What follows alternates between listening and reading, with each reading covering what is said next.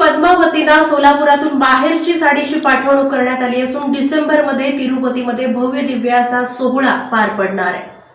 तिरुमला तिरुपती येथील श्री व्यंकटेश्वर यांच्यासोबत विराजमान असलेल्या श्री पद्मावती देवीला सोलापूरच्या पद्मशाली समाजाकडून माहेरची साडी अर्पण करण्याचा मान यंदाही जपला जाणार आहे।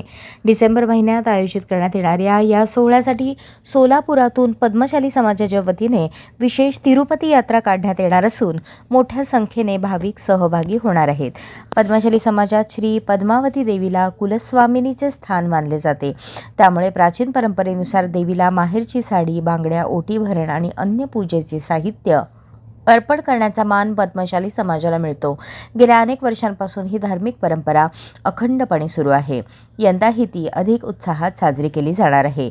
या उपक्रमासाठी 8 डिसेंबर रोजी तिरुपतीला विशेष यात्रा रवाना होणार आहे।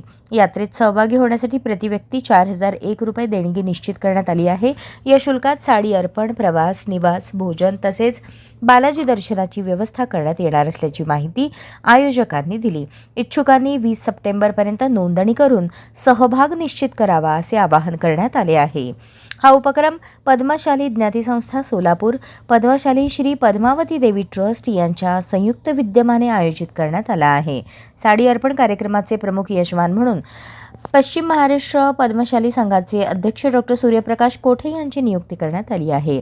या धार्मिक कार्यक्रमासाठी अखिल भारतीय पद्मशाली पुरोहित संघाचे सहकार्य लाभणार असून समाजातील विविध पदाधिकारी आणि कार्यकर्ते आयोजनाची जबाबदारी सांभाळत आहेत। पत्रकार परिषदेला वेणुगोपाल जिंदल, पंडित रामचंद्र जन्नू, गंगी वड्डेपल्ली, दामोदर पासकंटी, व्यंकटेश रच्चा, निलेश डांगे यांच्यासह समाजातील अनेक मान्यवर उपस्थित होते।